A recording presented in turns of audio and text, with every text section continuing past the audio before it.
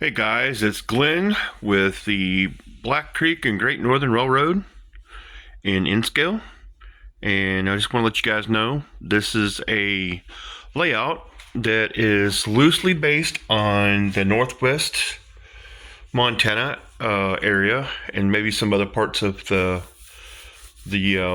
Montana state, and so I'm going to have a little town. It's going to be loosely based on Whitefish. I'm going to try to have a station.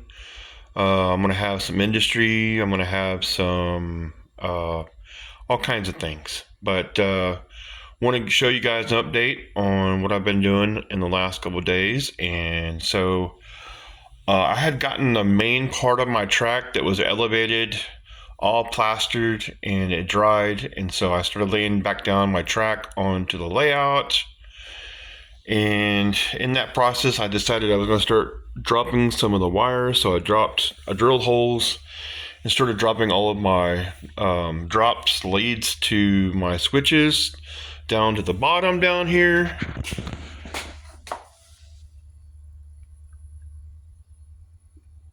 And so I got that started, and I haven't decided what I'm going to do as far as trying to figure out my digitrax system and my wiring for DCC. And so I've got all this laid out right here, and I've got, as you can see, there's some leads coming off of these guys right here. I've got unijoiner leads, and then I've got some of these are like a track feeder that's already built for you. Didn't like the way that could be unplugged really easily, so on the bottom of those where the little plug goes inside of there, I actually used my hot glue gun and I actually put a bead in there of hot glue so that it can't get yanked out on accident, so it can't get disconnected.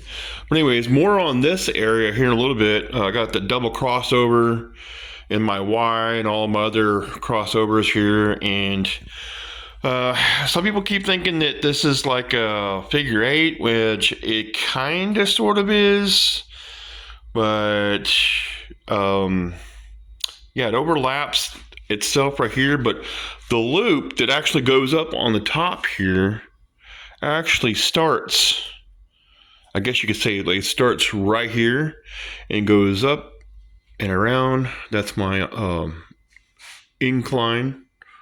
And it goes over the bridge and goes back around. It's going to go inside the mountain, and then eventually it's going to reappear over there, and then it's going to come around over here. It's going to go through a canyon next to the river, and I got all kinds of stuff going on here. So, and then I got my outer loop, and it's going to go in the mountain and disappear, and then it's going to go through, I haven't decided, but it might go through a canyon on that backside right there, and then it's going to go through a little small part of a mountain here, and then eventually pop out over here.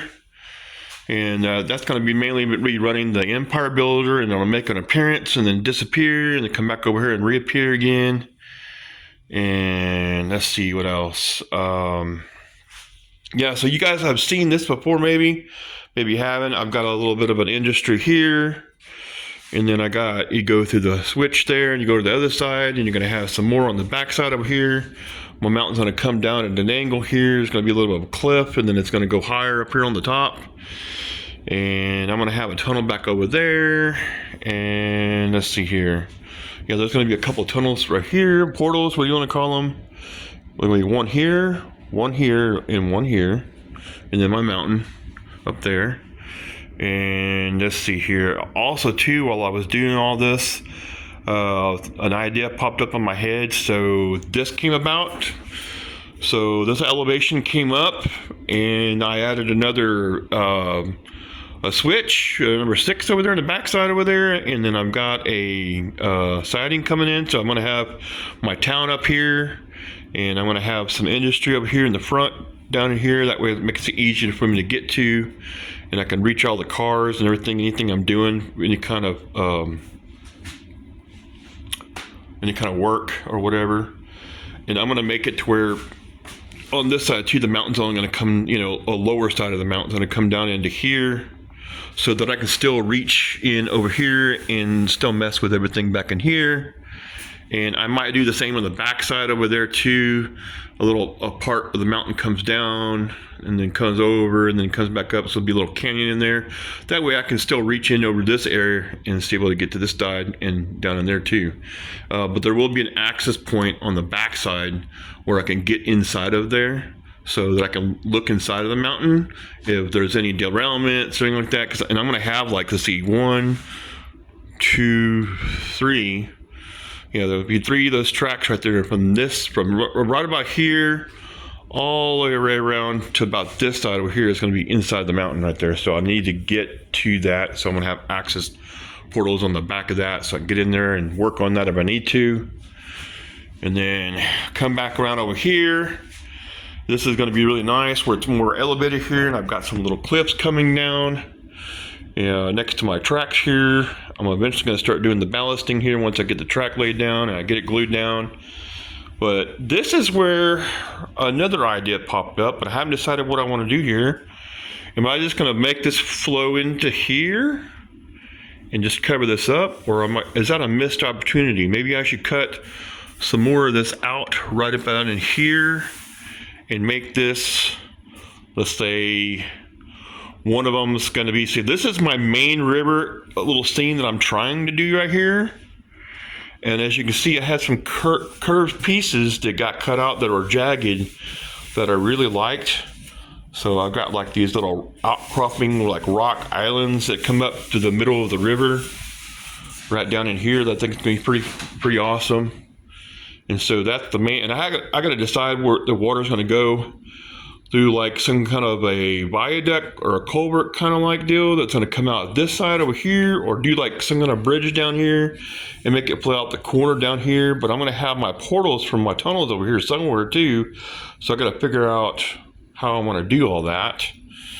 And then, yeah, so in this inner part right here, I haven't decided what I want to do. This is pretty deep down in here, and goes all the way back to where the switch is at, because I had to build this up to try to figure out how to make this level so I could get the trains back in here, to get the cars back in here and be able to come up onto this hill so that I could, you know, without having too much of an incline. I had to like carve all that.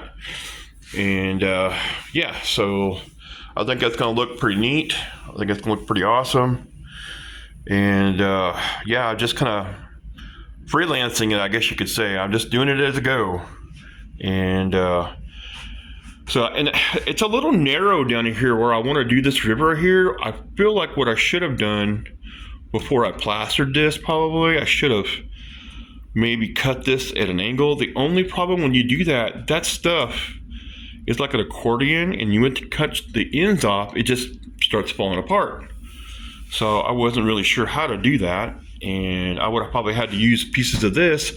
But I'm finding out that this was a lot easier to figure out for doing elevations and doing grades. And with this right here, you're going from like 0 all the way up to 2 inches.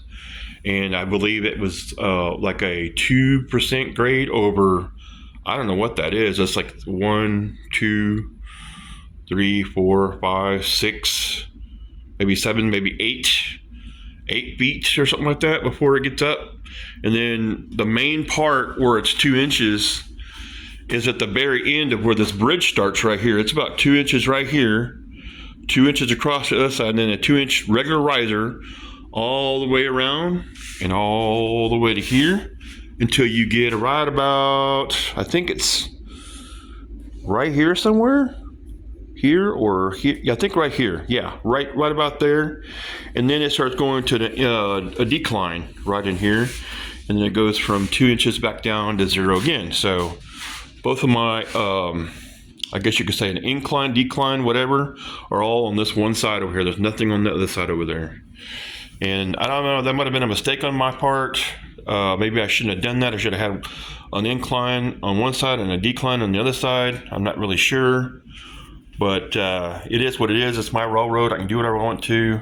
Like I said, I'm kind of like freelancing this. I'm just kind of doing it as I go along.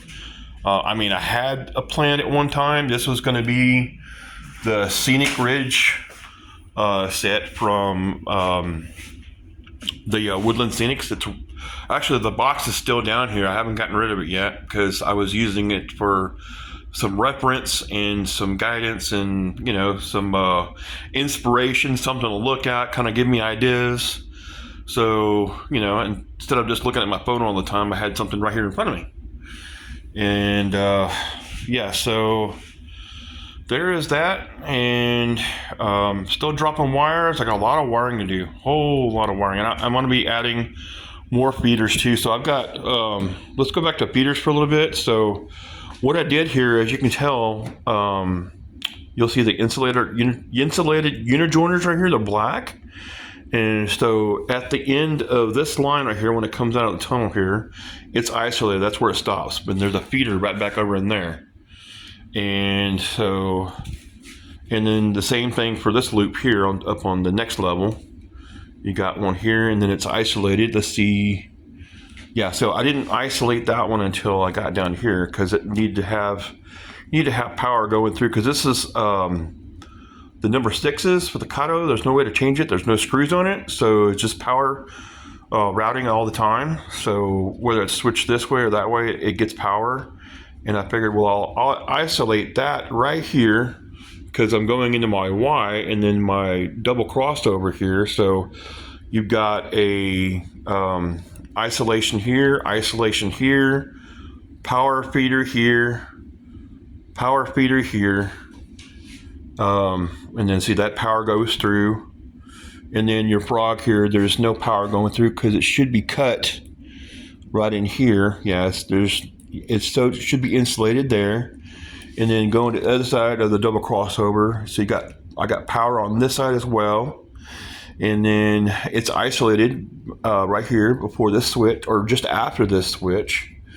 And so there's for the double crossover. And then real short right here on this one because I didn't have nothing going on. And I may add a switch in here later when I want to do another siding over here. But this is going to come off of the actual layout right here. And I'm going to have a board that's going to either flip down or attach and reattach. And I'm going to have like a yard that kind of goes right here. So that you guys may or may have not seen it. But that's something else I'm working on, trying to figure out, design and put together. But yeah, so I wanted to leave this area open. And so I put my isolation here and I got a feeder there.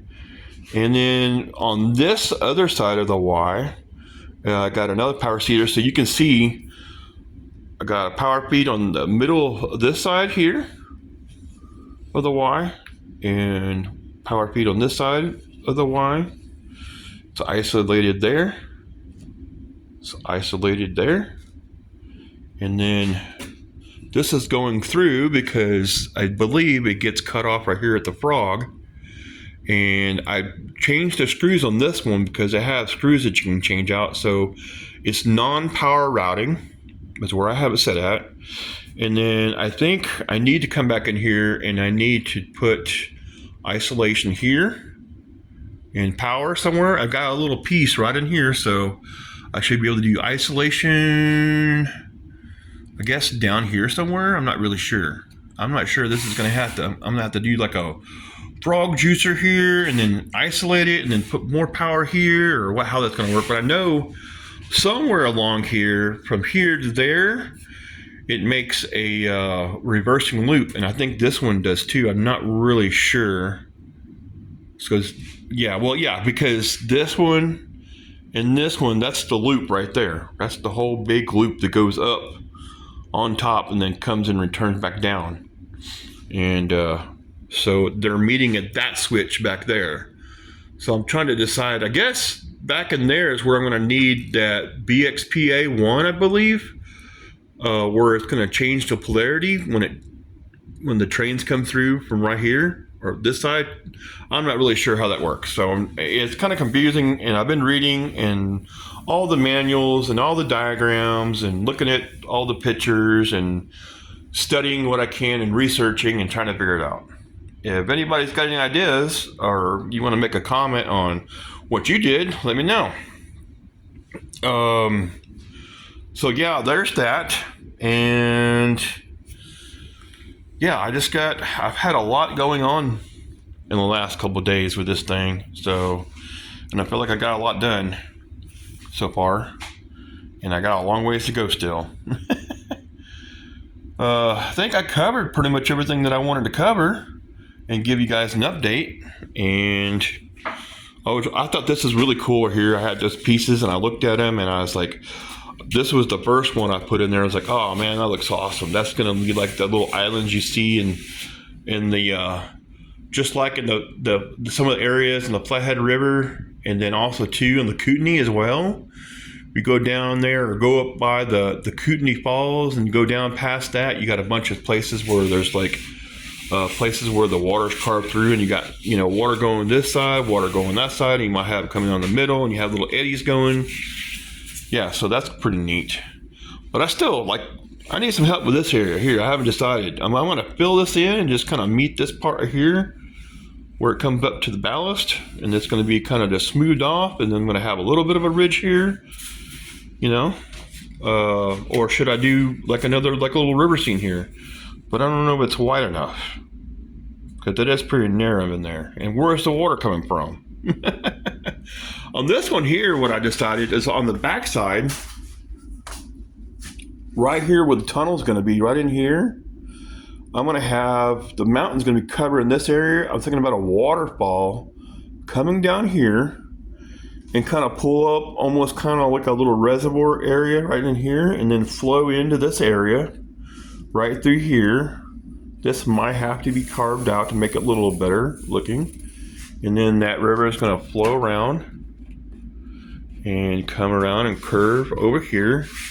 And then I got to decide whether I put a bridge in here or I have it just look like it goes under and drops down and comes out like a big, huge culvert, kind of like piping system, kind of like they do in downtown Whitefish for the Whitefish River.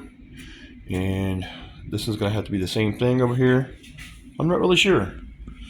But yeah, and then I got to figure out how to do the transponding and the detection.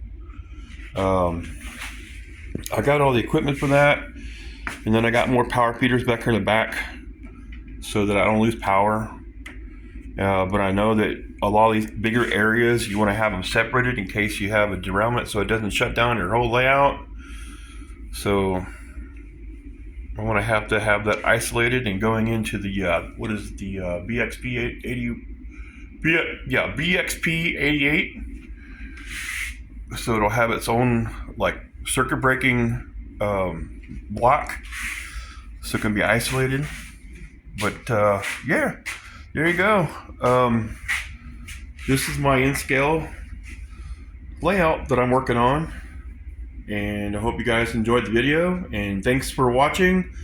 Make sure you hit the like button and hit all and subscribe, and thanks again for watching. This is Glenn with the Black Creek and Great Northern Railroad in Whitefish, Montana. All right, guys, have a great day.